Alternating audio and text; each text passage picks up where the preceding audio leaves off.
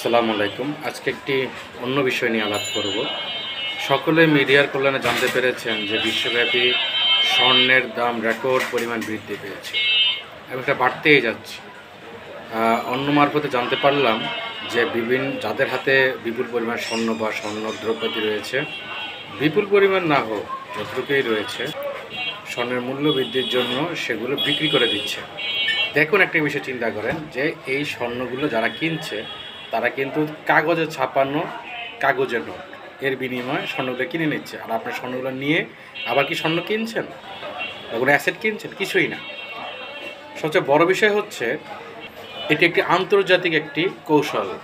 মানে বিভিন্ন যারা বহুজাতিক দেশগুলো রয়েছে, যারা বিশ্ব নিয়ে চিন্তা করে যে কখন ভাড়াডল হতে পারে বা বিশ্বের অবস্থান কোথাও নেমে যেতে পারে কিনা, মন্দা হতে পারে কিনা, তারা এই কৌশলটা কাজে লাগিয়ে, মানে স্বর্ণের মূল্যের বৃদ্ধির কৌশলটা কাজে লাগিয়ে তারা বিপুল পরিমাণ স্বর্ণের মজুত করে যাচ্ছে শুধুমাত্র কাগজের নোটের বিনিময়ে। তাদের কোনো অ্যাসেটের বিনিময়ে অ্যাসেট নিচ্ছে না। অথচ দেখুন, সাধারণ মানুষ, শুধু বাংলাদেশটাই ধরলাম, যে আমি খোঁজ নিয়ে দেখলাম যে মানে যে পরিমাণ স্বর্ণ বিক্রি হয়েছে এটা বলার বাহিরে, এবং স্বর্ণগুলো আবার অন্য পক্ষ কিনে নিয়ে চলে যাচ্ছে অর্নামেন্টস হিসেবে। জুয়েলারি ব্যবসায়ীদের মতে যে স্বর্ণগুলো বিক্রি হচ্ছে সেগুলি কিন্তু রিপ্লাই আবার কেনা হচ্ছে না, কেনার মাত্রা কম কিন্তু বিক্রির মাত্রাটা বেশি। এই যে ভবিষ্যতে একটি দীর্ঘমেয়াদী সংকটের সামনে পড়তে যাচ্ছি, সেটা কিন্তু কেউ ভাবছেও না আর আমাদের মাথায় আসার কথাও না।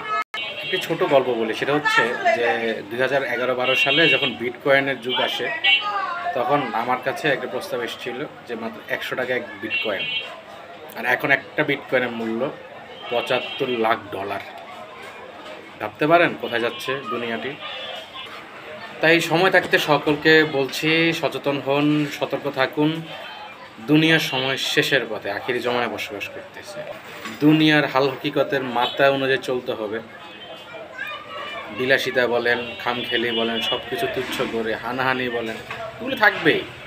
বিদ্বেষ, হানাহানি, হিংসা, প্রতিহিংসা, মিথ্যা অপবাদ, মিথ্যা কুৎসা রটানো, অন্যকে ঠকানো, এগুলো থাকবে। এগুলো পাশ কাটিয়ে আমাদেরকে ভবিষ্যতের সংকট মোকাবেলা করার জন্য আমাদেরকে সম্পদ ধরে রাখতে হবে।